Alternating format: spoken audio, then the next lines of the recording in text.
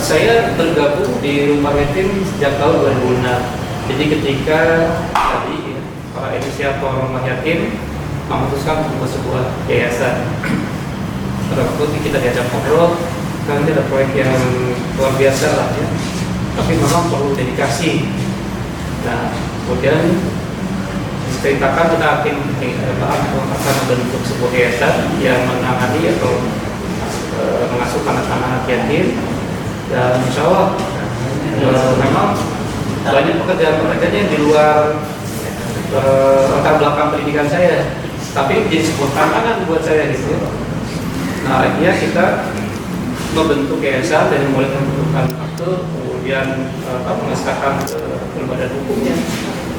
Nah, itu proses itu kita lalui bersama, termasuk juga bagaimana mensosialisasikan Rumah Yatim kepada masyarakat supaya masyarakat itu tahu. Kemudian juga menyalurkan kalau anak-anak sudah mulai banyak, sudah mulai muncul persoalan bagaimana membangun sebuah sistem di rumah yatim. Dan itu semuanya kita lakukan secara bareng-bareng. Jadi awalnya mungkin yang kita uruskan yang mungkin jadi bagian saya itu ada bagian legal formal di rumah yatim, jadi bentuk ke badan hukumnya, kemudian menyesuaikan sistem di dalam rumah yatimnya sendiri. Dan alhamdulillah tahun 2000 sejak laporan keuangan 2008 kita berinisiasi untuk di-audit oleh KAP atau angkutan publik, karena kita oleh publik kita juga laporkan kepada publik, dan responnya luar biasa besar pada waktu itu dan muncul kepercayaan yang lebih kepada rumah yatim. Nah, kemudian karena memang kondisi pada waktu itu di provinsi-provinsi lain juga punya persoalan yang hampir sama, maka kita kembangkan sekarang ya di provinsi. Nah, saat ini saya dimandat oleh para founding fathernya rumah yatim untuk memimpin dia rumah yatim dengan segala kapasitas yang saya miliki pada hari ini. Jadi saya kalau nama Dr. Bejo Wismono, saya diminta untuk menjadi ketua yayasan di yayasan rumah yatim di pada saat sekarang ini sejak tahun 2013 sampai dengan saat ini. Ya, rumah yatim itu diawali dari pedulian. Jadi ada persahabatan 4 orang, dan salah satu sahabat ini sudah punya putra 4 orang. Nah, seiring waktu berjalan, 1 orang sahabat yang sudah berkeluarga tadi mendapatkan musibah, kena penyakit gagal ginjal. Nah, kemudian dirawat oleh 3 sahabat yang lain, namun takdir berkata lain, akhirnya si sahabat ini meninggal. Nah, yang terpikir oleh 3 sahabat yang lain itu gimana caranya bisa mensupport untuk keluarga yang ditinggalkan. Nah, oleh karena itu 3 orang ini bersepakat untuk mengumpulkan dana semaksimal yang mereka bisa. Awalnya dari perorangan itu. Ya. Dan perlu diketahui 4 orang anak itu yang paling besar umurnya masih di bawah 7 tahun, dan yang paling kecil masih di dalam kandungan waktu itu. Ini juga yang mendorong 3 temannya itu, 3 sahabatnya itu akhirnya mengontrakkan sebuah rumah di kota Bandung. Dan untuk pembiayaan sehari-hari ini disupport dari ketiga orang sahabatnya. Karena kontraknya di satu perumahan, tidak disangka dari warga sekitar pun juga ternyata ikut banyak yang membantu. Nah, dari itulah awalnya sebenarnya. Jadi setelah melihat ternyata masyarakat juga mendukung, rasa solidaritasnya juga luar biasa tinggi, akhirnya terpikirkan, jadi kalau misalkan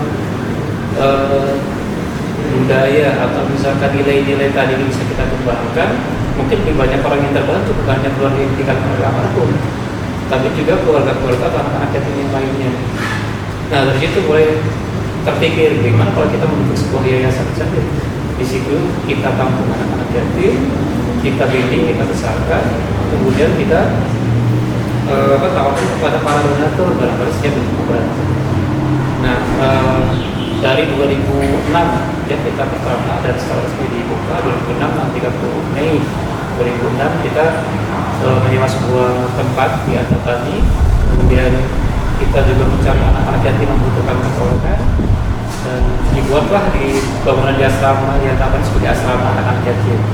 Dan luar biasa memang sambutan khususnya masyarakat Jawa Barat memang luar biasa ya dalam hal berdonasi. Nah ini berkembang dari asrama ini, awalnya adalah asrama putra, kemudian ada yang meminjamkan rumahnya juga di daerah daerah Camanik ya. Nah kemudian berkembang sampai ke sekarang hampir lebih dari 20 kota provinsi ya di Indonesia. Kalau jadi memang kita berawal dari kepedulian teman membantu keluarga teman gitu ya. Dan ini kita rasakan memang luar biasa energinya ketika membantu orang yang sedang membutuhkan. Ini yang membuat kita di rumah ini semakin bersemangat terus membantu lebih banyak pihak. Itu. Banyak yang netizen yang bertanya kepada kami, Pak, mengapa diberi nama rumah yatim? Apakah lembaga ini hanya difokuskan untuk anak yatim saja atau bagaimana? Ya, berawal dari sejarah tadi ya, memang kita awalnya kita menyantuni kemudian memfasilitasi anak-anak yatim dari keluarga sahabat tadi ya yang meninggal dunia terlebih dahulu. Nah hanya karena berkembang makin ke sini persoalan sosial juga bukan hanya anak yatim saja kan ya, kita di seluruh baik di Kota Bandung, di Provinsi Jawa Barat maupun di Indonesia secara keseluruhan. Jadi banyak hal yang kita perlu selesaikan. Awalnya memang kita fokus mau di anak yatim, tapi kemudian tadi ternyata juga banyak anak-anak yang secara status mungkin bukan yatim, tapi keberadaan orang tuanya tidak dirasakan oleh anaknya. Misalnya banyak juga mungkin anak-anak yang tidak kenal dengan ibunya, ditinggal dari kecil oleh ibunya, bapaknya mungkin terlebih dahulu nggak ada gitu ya. Walaupun bukan meninggal ya, tapi statusnya masih hidup, tapi fungsi sebagai orang tuanya tidak dirasakan oleh si anak. Dia tinggal dengan neneknya juga punya keterbatasan. Nah kita di lapangan banyak menemukan hal-hal seperti itu, memang bukan yatim, tapi dia tidak bisa merasakan atau tidak mendapatkan fungsi peran sebagai orang tua. Nah ini kemudian kita perluas lagi, perlebar lagi jadi anak-anak yatim dan juga duafa. Nah kemudian kesini pun juga muncul juga persoalan-persoalan sosial yang lain semacam bencana, yang kemudian juga orang-orang yang sudah lansia. Nah tentu kita sifatnya karena rumah yatim ini kan sebagai lembaga sosial yang diberi amanah oleh donatur. Nah tentu tergantung amanah dari donatur. Ketika program-program ini kita tawarkan juga, kita sampaikan kepada donatur, ternyata donatur juga merespon secara baik. Bukan hanya untuk anak-anak yatim, tapi juga program-program yang lain. Nah karena itu maka rumah yatim itu berkembang. Yang awalnya kita berkoordinasi dengan Kementerian Sosial sebagai lembaga sosial, namun kesininya sebagai lembaga amil zakat juga. Ada sekali dikukuhkan oleh Menteri Agama tahun 2017 kemarin bulan April sebagai lembaga amil zakat tingkat nasional. Memang kita skupanya sudah di 20 provinsi tadi. Nah jadi persoalan-persoalan yang terkait dengan penanganan zakat, penyaluran dana infak sedekah, termasuk yatim dan duafa itu menjadi bidang kerja kami. Kita berpikir ini lebih baik kita berkoordinasi dengan pemerintah setempat, Pemprov Jawa Barat ya, supaya nanti bantuannya bisa lebih terkoordinir, lebih rapi dan lebih baik nantinya. Jadi tidak terjadi tumpang tindih atau ada yang tidak terbagi.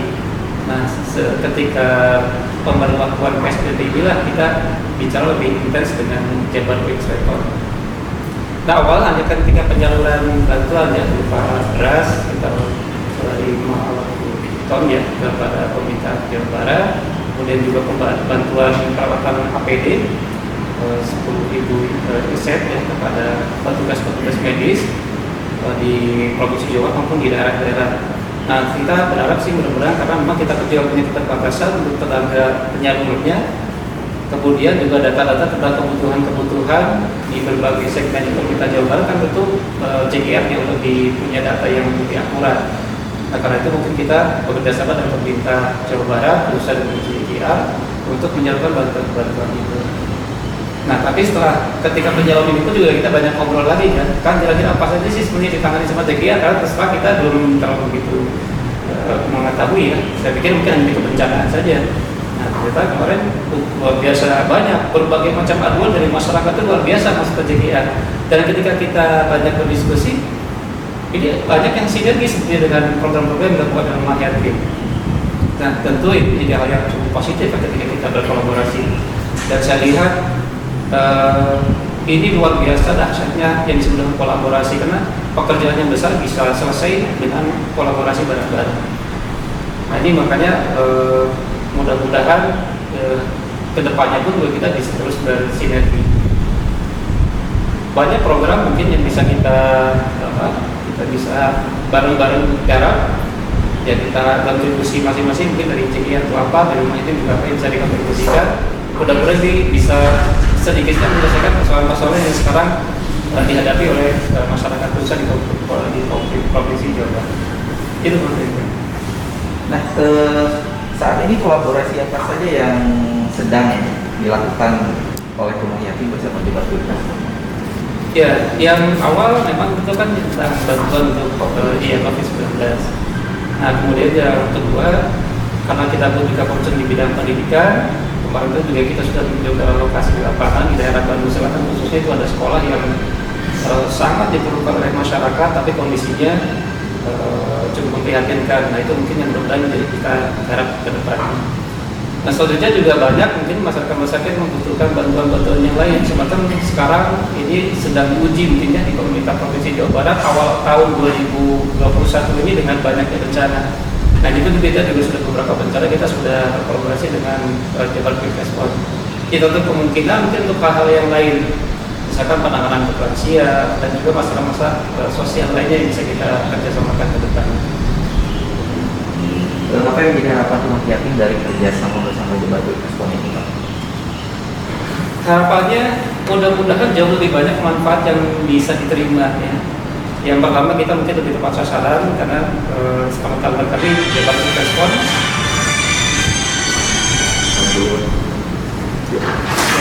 karena sampai Jabar Quick Response punya jejaring yang cukup luas di pemerintah Provinsi Jawa Barat. Kemudian juga koordinasi yang lebih multi layer dari mungkin lapisan bawah sampai ke lingkungan pemerintah, dan mudah-mudahan itu juga menjadi modal buat semua pihak khususnya bagi rumah yatim untuk bisa memberikan bantuannya tepat sasaran, kemudian juga bisa membantu mustahik untuk menyelesaikan persoalan-persoalan itu.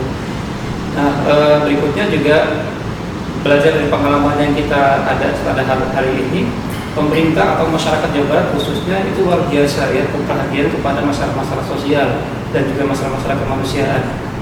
Jadi dana sebetulnya juga cukup besar yang bisa dikumpulkan dari warga masyarakat Jawa Barat.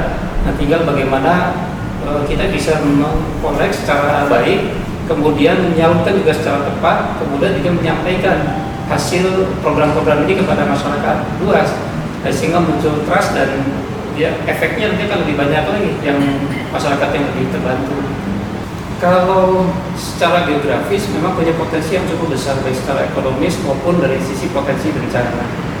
Karena Jawa Barat pun juga ada sesar besar ya yang sewaktu-waktu bisa bergerak. Kemudian juga kalau di Kota Bandung ini daerah cekungan dan setiap musim hujan bisa cukup ada masalah gitu ya, ada hal banjir gitu misalnya. Nah, harapan besarnya kita lebih banyak bersinergi dari semua komponen, baik dari pemerintah, lembaga sosial seperti kami atau lembaga-lembaga sosial yang lain untuk bareng-bareng bergabung, berkolaborasi. Karena tadi ya persoalan yang sedemikian besar tidak bisa diserahkan hanya diselesaikan oleh masyarakat atau hanya menyerahkan kepada pemerintah. Selebihnya kita tinggal nunjuk-nunjuk menyalahin pemerintah, kan nggak bisa begitu. Yang kita butuhkan sekarang justru malah kolaborasi yang begitu erat ya, berkoordinasi supaya bisa bersinergi.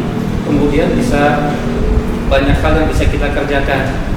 Nah, kemudian juga untuk para donatur khususnya, kalau disalurkan kepada oleh masing-masing, ini baik, cuma akan menjadi lebih besar lagi nanti kalau kita kumpulkan. Nah, semacam proyek yang sekarang mungkin sedang kita kerjakan bareng-bareng. Jadi proyek pembangunan yang sekolah di Bandung Selatan itu daerah Pangalengan itu sebetulnya kan bukan dana punya pengurus rumah yatim, tapi adalah dana yang dikolek dari masyarakat. Nah, itu bukan dari satu orang, karena untuk nilai 200 juta itu bisa jadi bukan hal yang mudah bagi untuk 1-2 orang. Tapi ini dari donasi-donasi masyarakat Jawa Barat sendiri yang terkolek, kemudian kita bisa menyelesaikan suatu masalah di Bandung Selatan.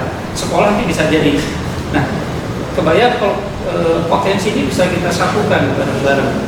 Jadi antara lembaga sosial, masyarakat, pemerintah, dan juga komponen-komponen pemerintahan yang lain, masyarakat yang lain, jadi bisa menjadi suatu gerakan yang bisa luar biasa besar, menyelesaikan banyak sekali masalah. Nah, oleh karena itu saya berharap mungkin bagi kami dan juga pemerintah Provinsi Jawa Barat dan juga CIR ini senantiasa koordinasi baik itu masalah informasi, kemudian penanganan masalah, dan juga mungkin lembaga-lembaga, karena banyak juga di Jawa Barat lembaga-lembaga sosial dan keagamaan yang mengkolek dana dari donatur juga. Nah ini mungkin sekaligus ajakan buat lembaga-lembaga yang lalu kita bareng-bareng berkolaborasi, karena ini masalah kita pun juga masalah bareng-bareng. Karena saya yakin kalau mengkolek dana secara bareng-bareng bisa menjadi hal yang besar. Kemudian kalau kita bergerak bareng-bareng itu juga menjadi satu yang besar juga pengaruhnya bagi masyarakat kita. Itu harapannya. Dan kemudian kita pun juga membuka seluas-luasnya, karena kita pun juga mencoba untuk mengembangkan kanal-kanal donasi. Jadi melalui digital, kalau sekarang mungkin ada yang kanal offline, jadi bisa datang ke kantor layanan, atau misalkan kalau dengan sekarang karena keterbatasan pandemi ini, di rumah ini juga bisa berdonasi melalui media digital kita.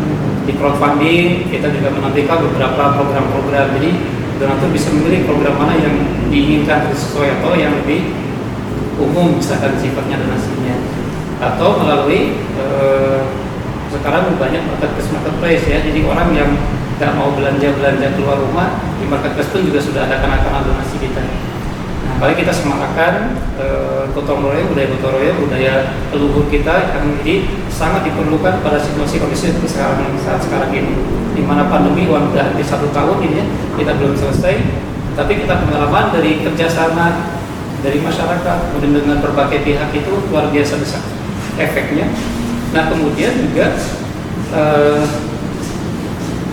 bagi masyarakat pun juga ini diharapkan untuk bisa bersabar ya, karena kondisi di samping pandemi pun juga sekarang diuji dengan banyak bencana.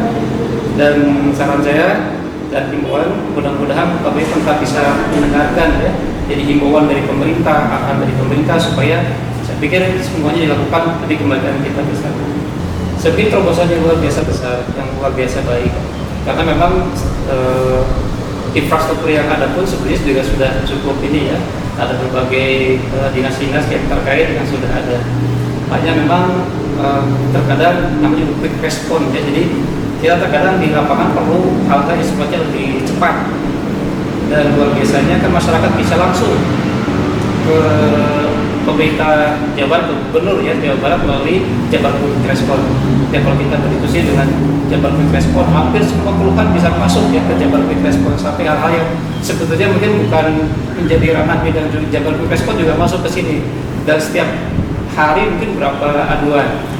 Nah tapi ini menjadi hal yang positif, artinya aspirasi dari masyarakat pun juga bisa sampai, kemudian pemerintah pun juga bisa mengetahui kondisi di lapangan lebih cepat ya, kemudian juga bisa memberikan penanganan lebih cepat juga, berkoordinasi dengan banyak pihak. Jadi ini terobosan yang luar biasa, dan mudah-mudahan itu juga bisa menjadi inspirasi buat yang lain-lainnya. Jadi tidak terlalu birokrasi, jadi birokrasi tidak terlalu sulit, karena terkadang dalam kondisi misalkan kayak bencana kan memang butuh kecepatan, dan penanganan tertentu butuh kecepatan. Nah, Jabar Quick Respon menjadi jalan ya, bagi masyarakat terhadap pemerintah Provinsi Jawa Barat, khususnya bagi Gubernur Jawa Barat. Juga bagaimana ceritanya bisa memimpin Jabar Quick Respon? Oke, baik. Ya sebetulnya awalnya pada saat ya berjuang bersama-sama Kang Emi, pada saat itu memang sering diskusi terkait khusus orang-orang miskin, orang-orang yang ya kaum-kaum yang belum beruntung.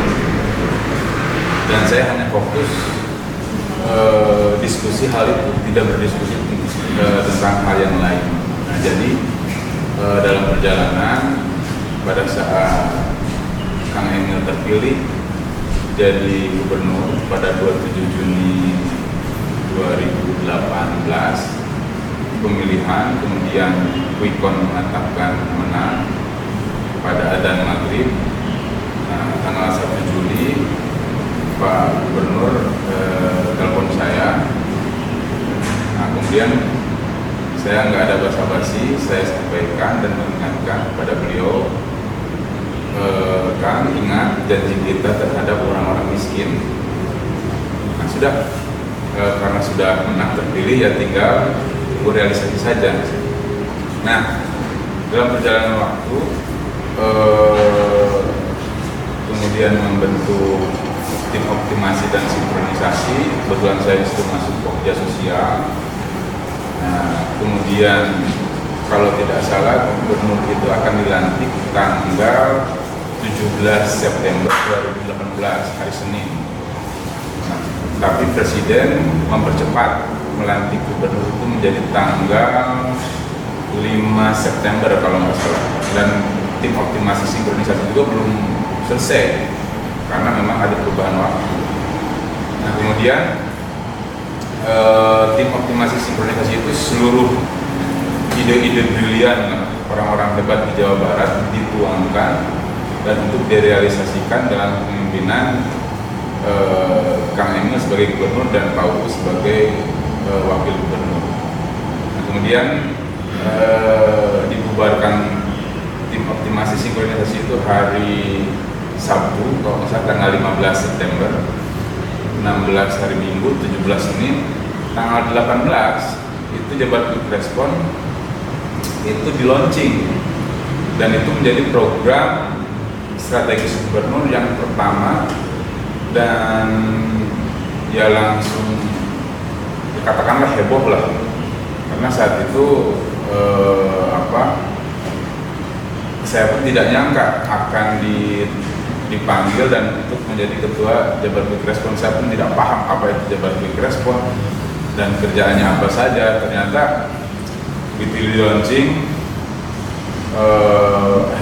hotline nomor telepon dibuka, ratusan bahkan dalam sekian hari ribuan bahkan ngehang handphonenya. Jadi terlalu sangat banyak ekspektasi dari masyarakat itu sangat besar terhadap kepemimpinan Kang Emil, sehingga dan masyarakat itu mudah mengaksesnya terhadap Kang Emil sebagai gubernur, sebagai pemimpin, sehingga yang seharusnya bisa diselesaikan di tingkat desa atau kecamatan atau kabupaten kota itu laporannya dituangkan semua ke gubernur pada saat itu. Tapi berjalan waktu ya kita screening sehingga kita bisa memilah-milah mana yang betul-betul aduan itu bisa kita tindak lanjuti dan data-datanya juga valid, tidak hanya sekedar menghubungi Jabar Quick Respon tetapi akurat, faktanya jelas, tidak asal mengadu gitu pada saat itu. Jadi sehingga ya dari situlah sampai hari ini dengan segala macam suka duka gitu di JKR, ya alhamdulillah bisa sampai sekarang. Kolaborasi itu saya bagi ada 4 on untuk menyelesaikan permasalahan di Jawa Barat. Pertama, vision. Nah, ambil contoh lah dengan Rumah Yatim. Vision kita ini memiliki kesamaan, gitu. Artinya bagaimana kita memenuhi ekspektasi orang-orang yang belum terpenuhi sehingga kita bisa merealisasikannya. Sama di Rumah Yatim kalau dicek itu bagaimana bisa mandiri dan bagaimana bisa memenuhi indeks pembangunan manusia. Nah, itu yang pertama, vision. Kemudian yang kedua, kita harus punya passion. Nah, passion di JKR itu tentu adalah untuk kemanusiaan. Bagaimana membantu secepat-cepatnya tanpa ada katakanlah yang birokratif gitu ya, yang memang masyarakat juga kadang-kadang menyerah dengan proses birokratif yang ya jelimet lah. Nah, itu passion kita itu harus betul-betul dengan hati. Jadi orang yang bekerja di JKR itu bukan pekerjaan orang JKR, tapi ini passionnya orang JKR, sehingga apapun mau siang mau malam kapanpun ya dikerjakan karena itu passion. Jadi passion dengan pekerjaan itu sudah, kalau menurut saya sudah berbeda. Nah, kemudian yang ketiga, action. Nah, di JKR ketika ada aduan langsung action, verifikasi action. Karena tidak menunggu-nunggu lagi, tidak perlu banyak rapat ke sana ke sini. Sehingga aduan-aduan itu bisa kita lakukan dengan cepat karena itu action. Nah, yang terakhir adalah tadi collaboration atau kolaborasi. Nah, kolaborasi itu tingkatan tertinggi. Jadi JKR dengan rumah yatim itu luar biasa. Kenapa kita bisa kolaborasi? Karena memiliki vision yang sama. Meskipun ada perbedaan passion, tapi action kita juga sama. Sehingga di situ kita terjadi collaboration. Karena vision kita sama, otomatis collaboration itu bisa kita wujudkan. Nah, itu tingkatan menurut saya tingkatan manajemen atau manajerial tertinggi adalah terjadinya collaboration. Nah, kalau gubernur sering mengatakan collaboration itu dijalin oleh atau pemerintah provinsi lah. Katakanlah pertama government, kemudian bisnis, kemudian akademisi, kemudian komunitas, dan yang terakhir media. Nah, itu collaboration yang menjadi moto di pemerintahan Provinsi Jawa Barat. Nah, itu dan JKR dengan seperti rumah yatim itu sudah bagian memenuhi yang 5 aspek tadi. Itu kolaborasi. Oh, ini tentu luar biasa ya. Pada saat mendengar rumah yatim memberikan bantuan beras sebanyak 50 ton, itu semua kaget dan saya juga sangat kaget. Jarang-jarang orang di tengah pandemi memberikan bantuan 50 ton, dan itu kami sebarkan ke 27 kabupaten kota, dan dampaknya juga luar biasa. Banyak pihak yang memberikan bantuan, mengikuti apa yang dilakukan oleh rumah yatim, sehingga tidak hanya beras, jadi bertambah dengan sembako yang lainnya, sehingga masyarakat bisa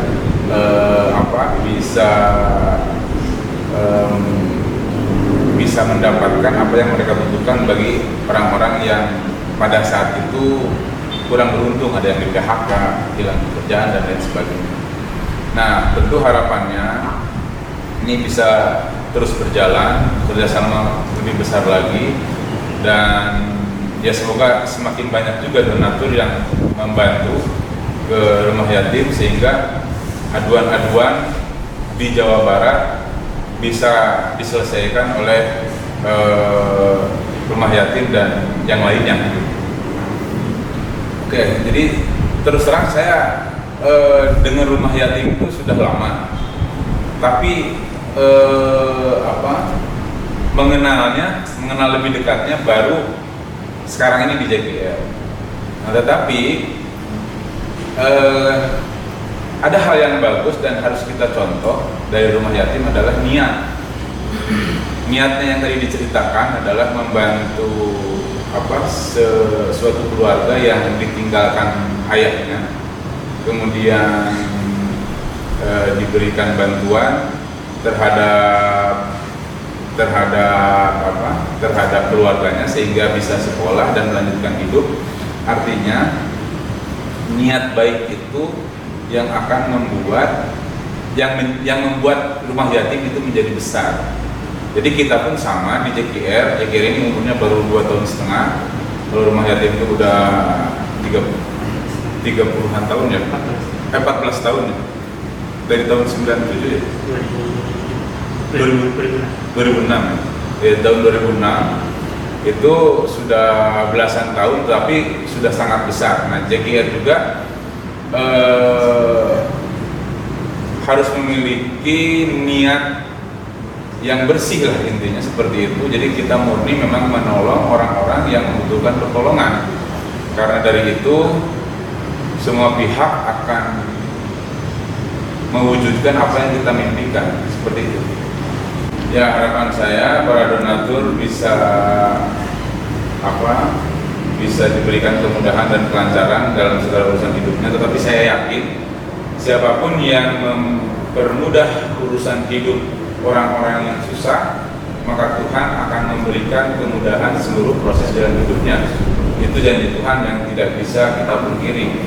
Jadi ya harapan saya ke depan syukur-syukur bisa membangun 50 rumah darurat roboh atau 10 jembatan di Jawa Barat, jembatan gantung, dan 10 sekolah darurat roboh yang bisa kita garap di tahun ini.